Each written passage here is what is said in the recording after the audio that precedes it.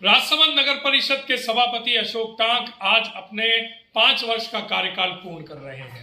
इन 5 वर्षों में राजसमंद के सभापति अशोक टांक ने राजसमंद की जनता के लिए क्या कार्य किए हैं, किस तरह से राजसमंद की जनता की पीड़ा को उन्होंने हरा है और क्या ऐसे काम हैं जो उनके द्वारा करवाने थे पर वो नहीं कर पाए और वो अधूरे रहे हैं।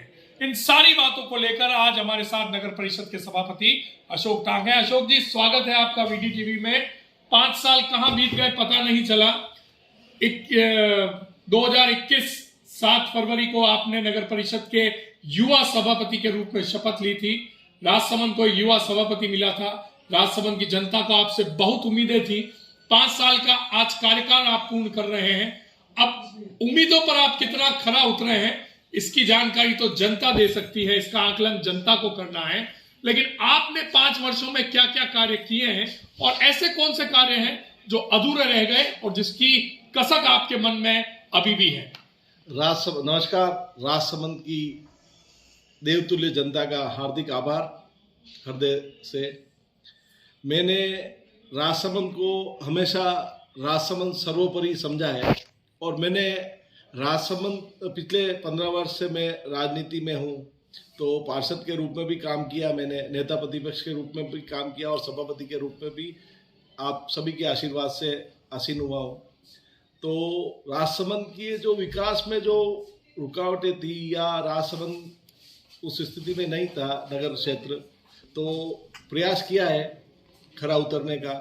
सबसे पहले राजसमंद में कई वर्षों से लंबित महाराणा प्रताप वीर शिरोमणि जी की अश्वरूढ़ प्रतिमा का स्थापना जेके गार्डन जो उद्यान था उसमें, उस उद्यान का नाम महाराणा प्रताप उद्यान रखकर उसमें स्थापित की है। उसके अलावा राजसमंद झील जो एशिया की दूसरे नंबर झील है, उसमें कोई भी बोटिंग का संचालन नहीं होता था। वहाँ हमने प्रयास करके वाटर स्पोर्ट्स एक्टिविटी चालू कराई। उसके अलावा राजसमंद में आम जन की सुविधाओं के लिए एक हर जगह शहर ऑडिटोरियम होता है, तो वो भी यहाँ राजसमंद में नहीं था। तो माननीय मेरे आदर्श डॉक्टर सीपी जोशी साहब के आशीर्वाद से बजट घोषणा में उसकी घोषणा कराई और अभी हाल ही में 12.5 करोड़ की लागत से ऑडिटोरियम का कार्य प्रारंभ है, प्रगतिरत है और वो जनता को बहुत जल्दी समर्पित होगा। उसके अलावा वृद्धजनों के लिए पूर्णावास गृह 5.25 करोड़ की लागत से बनाया, वो भी डॉक्टर सीपी जोशी साहब के आशीर्वाद से राजसमंद को मिला। अशोक जी, डॉक्टर सीपी जोशी साहब का आशीर्वाद आप पर बना है और हम आशा करते हैं कि बना रहेगा, क्योंकि कांग्रेस के सबसे बड़े नेता हैं।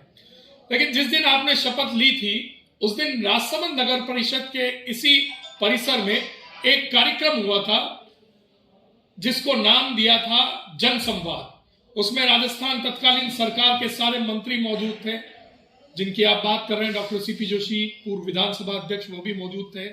और आपके शपथ ग्रहण समारोह में यहां पर राजसमंद की धरती पर सौगातों की जड़ी लगा दी गई थी। उसमें कुछ प्रमुख सौगातें थी, जैसे द्वारकाधीश मंदिर तक जाने के लिए एक एलिवेटेड रोड का निर्माण करने की स्वीकृति प्रदान करने की बात कही गई थी। लेकिन आज 5 साल बाद जब आज आप अपना कार्यकाल पूर्ण कर रहे हैं, ना तो वो सड़क बनी है, ना उसकी योजना धरातल पर उतरी है। क्या कारण रहा कि वो कार्य धरातल पर नहीं उतर पाए? रिंग रोड का जो काम था, नौचौकी से द्वारकाधीश मंदिर तक एलिवेटेड रोड का निर्माण, उसके लिए हमने नगर परिषद ने डीपीआर भी बनवाई, डीपीआर जयपुर तक भी पहुंचाई और फिर उसमें एनजीटी की प्रॉब्लम आ गई थी, जिसमें पुरातत्व सर्वेक्षण विभाग जो है दिल्ली सरकार भारत सरकार का, उसमें नगर परिषद में स्थित है नौचौकी की पाल जो पुरातत्व सर्वेक्षण ईएसआई के हाथ में है। वहाँ 300 मीटर के दायरे के कारण 300 मीटर की उनकी रोक है कि 300 मीटर बाद निर्माण कर सकते हो। तो पहले जब डीपीआर बना के स्वीकृति के लिए भारत सरकार को भेजा गया था, तो उस समय द्वारकाधीश मंदिर तक जो एलिवेटेड निर्माण था, महाराज श्री से भी चर्चा की थी और डॉक्टर सीपी जोशी साहब से भी चर्चा की थी। उस समय क्षेत्रीय सांसद अपने दिया कुमारी जी द्वारा भी पत्राचार करके दिल्ली सरकार को भिजवाया गया था, लेकिन वहाँ से हर बार उसमें कोई कमी करके लेटर वापस पुनः भिजवा दिया गया था। तो उसके बाद जब झील में रोड एलिवेटेड का निर्माण करना था, तो फिर वापस पुनः अपने नक्शा भेजा और पीछे की तरफ सरफरा ग्राउंड के वहाँ का नक्शा भेजा, तो वो भी 300 मीटर के दायरा करके वापस रिटर्न भेज दिया गया। तो अभी हाल ही में उसको एक बार वापस पुनः डीपीआर बना के भेजा गया है और प्रयास कर रहे हैं, विधायक महोदय भी प्रयास कर रहे हैं, मैं भी कर रहा हूँ, सांसद महोदय भी कर रहे हैं। तो अशोक जी, पूर्व राजसमंद की दिवंगत विधायक किरण माहेश्वरी द्वारा एक प्रस्ताव इस सड़क का और लिया गया था, जो द्वारकेश राष्ट्रीय व्यायामशाला है सलूस के यहाँ से बाड़ी वाले अखाड़े तक, वहां तक रोड भी कंप्लीट हो गई थी, सिर्फ एक छोटा सा आगे एक ब्रिज बनाना था। क्या आपको नहीं लगता कि अगर आप उस योजना पे चलते तो शायद वो योजना जल्दी धरातल पर उतर सकती थी? नहीं, वो योजना धरातल पर उतर सकती थी, लेकिन उस समय जब द्वारकाधीश मंदिर की वो निजी संपत्ति है, तो द्वारकाधीश मंदिर की आपसी मंदिर के महाराज श्री की आपसे विवाद के कारण उस कार्य को हम पूर्ण नहीं कर पाए। अच्छा, एक और प्रश्न, जो अभी नगर परिषद का आपका कार्यकाल खत्म होने को है, जाते जाते आपका ये कार्यकाल विवादों में रहा और आपके ऊपर कई आक्षेप भी लगे महाराणा राज सिंह के नामकरण विवाद को लेकर, आचार्य महाश्रमण के नामकरण के बाद, और वो मुद्दा अभी भी जीवित है, रोज कुछ ना कुछ उस मुद्दे को लेकर निकल ही आता है। लेकिन इन सब के बीच महाराणा राज सिंह को उचित सम्मान दिलाने की बात थी और नगर परिषद द्वारा अखबारों में, हमारे चैनल पर भी एक खबर प्रकाशित करवाई गई, प्रसारित करवाई गई कि जलचक्की चौराहे पर महाराणा राज सिंह की रिवॉल्विंग प्रतिमा लगेगी, जो हर 24 घंटे में घूमेगी। आप आज अपना अंतिम दिवस, कार्य दिवस यहां इस सीट पर पूरा कर रहे हैं। इसके बाद चुनाव होंगे, हो सकता है आप सभापति बने, हो सकता है कोई नया सभापति बने, लेकिन उस कार्य का क्या अंजाम होगा? राजसमंद नगर परिषद की बोर्ड बैठक में इसका प्रस्ताव लिया गया था राणा राज सिंह सर्कल का, और प्रस्ताव पारित करके उसका टेंडर भी लग गया है, वर्क ऑर्डर भी जारी हो गया है और रिवॉल्विंग प्रतिमा लगेगी। और उसके लिए कुछ अभी जो विवाद चल रहा था आचार्य महाश्रमण मार्ग और राणा राज सिंह जी मार्ग का, तो उस विवाद के कारण हमने अभी उसको वर्क ऑर्डर ठेकेदार को दे दिया है और ठेकेदार को वर्क ऑर्डर देने के बाद हमने एक कमेटी बनाकर एक प्रस्ताव जिला कलेक्टर महोदय और संभागीय आयुक्त महोदय को और राज्य सरकार को भिजवाया है और भिजवाकर उसको एक विधि पूर्वक वहाँ से स्वीकृति लेने के बाद ही उसका शिलान्यास होगा। अशोक जी, अब बहुत सारे काम आपने करवाए होंगे, बहुत सारे काम आपके रह गए होंगे, लेकिन कुछ एक काम ऐसे जो आप करवाना चाहते थे लेकिन वो नहीं हो पाए, उनके बारे में भी बता दें। देखो, मैंने 45 वार्ड है, 45 ही वार्ड में समानता के आधार पर कार्य किया है। भले उस समय कांग्रेस सरकार थी या बीजेपी, अब बीजेपी सरकार है, लेकिन दोनों के 45 ही वार्डों में समानता के अनुरूप काम किया है और सभी वार्डों में विकास कार्य हुए हैं। उद्यानों में झूले वगैरह, उद्यानों की दुर्दशा पहले क्या स्थिति थी आप आज देखें। सौंदर्यीकरण के लिए आज डिवाइडर निर्माण है, रोड लाइट्स है, सभी जगह जो विकास कार्य, जो मूलभूत सुविधाएं थी, सामुदायिक भवन है, जहाँ जो कमी थी उसको पूरा किया है। नाली जैसे रिपेयरिंग के काम हो या रोड के काम हो, सामुदायिक भवन हो या कोई भी विकास कार्य, वो सब पूर्ण किए हैं।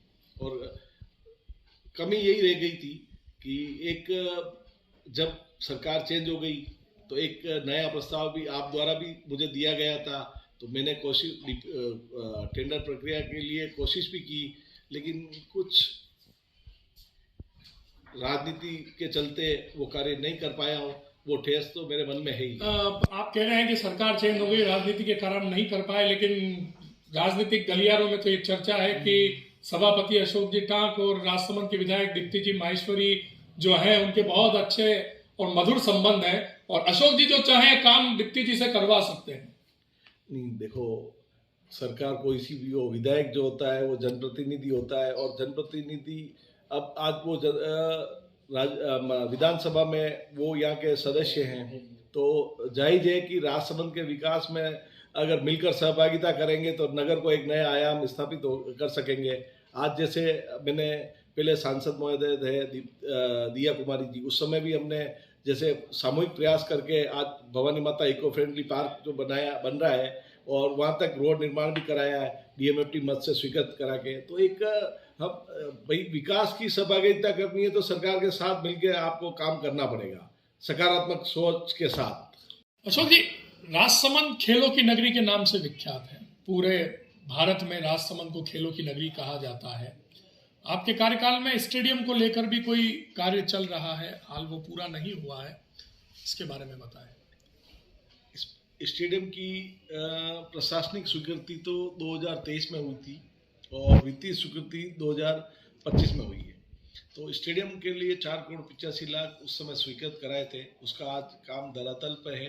बालकृष्ण स्टेडियम का निर्माण का कार्य चल रहा है और वहाँ एक फ्लड लाइट भी लगाई गई है जिससे कि रात्रिकालीन मैच हो सकते हैं। हमारे शहर का सबसे बड़ा आयोजन है, राजस्थान के सेकंड नंबर की गणगौर का आयोजन होता है। उसमें जब मैं पार्षद था तब मैंने सोचा था कि भाई वहाँ एक अच्छा ग्राउंड बनना चाहिए जो कि राजसमंद में और जयपुर की तर्ज पे या उदयपुर की तर्ज पे एक अच्छा स्टेडियम बने और फ्लड लाइट सुविधा के लिए फ्लड लाइट लगवाई है जिससे कि आमजन और खिलाड़ियों को राहत मिल सके और खेलों के लिए भी मतलब नए आयाम स्थापित किए हैं। आपके पूरे 5 साल के कार्यकाल में कितने करोड़ के कार्य राजसमंद में हुए? करीब लगभग 290 करोड़ के करीब राजसमंद के विकास कार्यों में राज्य सरकार की बजट घोषणा और नगर परिषद द्वारा विकास कार्य कराए गए हैं। विकास योजना का भी लोकार्पण आपके द्वारा किया गया है। कितने फ्लैट बने हैं, कितने लोगों को पोजीशन मिल चुका है? मतलब 500 मुख्यमंत्री आवास योजना का लोकार्पण इसी बोर्ड में हुआ है और उसमें करीब 500 फ्लैट बन चुके हैं और 500 फ्लैट की तैयारी चल रही है। अंतिम सवाल मेरा, अशोक टांक 10 में से अपने आप को कितने नंबर देंगे, अपने बोर्ड को कितने नंबर देंगे इस 5 साल के कार्यकाल पर? बोर्ड को नंबर तो देखो राजसमंद की देवतुल्य जनता देती है कि मैं खरा उतरा नहीं उतरा। मैंने कोशिश की है और प्रयास किया है क्योंकि मैं एक छोटा सा मध्यम परिवार से निकलकर आज मुझे राजसमंद की देवतुल्य जनता ने इस सीट पे बिठाया है। तो मैंने कहीं न कहीं अच्छे कार्य किए होंगे या मेरी जनता ने मुझे चाहा होगा तभी मैं इस सीट पे आसीन हुआ हूँ, या मेरे पार्षद महोदय भी जितने मुझे बोर्ड बना है तो बोर्ड में बनने के बाद जो जनता ने चुना है तो कहीं न कहीं मतलब एक अच्छी सोच और अच्छा विकास कार्य के लिए चुना है। तो मैं उस पर करीब मैं कोशिश की है खरा उतरने की। नंबर कितने? नंबर तो मैं नहीं दे सकता हूँ, नंबर तो मुझे मेरी देवतुल्य जनता ही दे सकती है। आप अपने 5 साल के कार्यकाल से संतुष्ट हैं? मैं मेरे कार्यकाल से संतुष्ट हूँ। संतुष्ट इसलिए हूँ कि मैंने क्षेत्र कभी गंदी राजनीति नहीं की है और राजनीति को परे करके मैंने विकास कार्य को अंजाम दिया है जो आज शहर के सामने है। शहर के जो भी विकास कार्य हुए हैं सरकार के साथ मिलके, कांग्रेस सरकार थी तो कांग्रेस सरकार के साथ मिलके कार्य किए हैं और भारतीय जनता पार्टी की अभी राजस्थान में सरकार है तो सरकार के साथ मिलके सकारात्मक दृष्टिकोण रखते हुए हमने विकास के कार्य कराए हैं। ठीक। तो ये थे हमारे साथ नगर परिषद के सभापति अशोक टांक जो आज अपना अंतिम सभापति के तौर पर कार्य दिवस पूरा कर रहे हैं। अशोक जी का कहना है कि 5 साल में मैंने पूरा कार्य करने की कोशिश की है, सकारात्मक ढंग से 45 वार्डों में बराबर कार्य करने का प्रयास किया है। कुछ काम हुए हैं, कुछ अधूरे हैं। कितने नंबर देंगे इस बारे में उन्होंने साफ तौर पर कहा है कि यह आकलन जनता का है और ये अब जनता को तय करना है। वास्तव में जनता ही जनार्दन है। चुनाव आने वाले हैं। अशोक जी टांक का कार्यकाल, इनके बोर्ड का कार्यकाल कैसा रहा इसका फैसला जनता करेगी और चुनावों में दूध का दूध और पानी का पानी साफ हो जाएगा। वीडी टीवी के लिए दुष्यंत गंगवार के साथ विनीत सनाट्य, वीडी टीवी।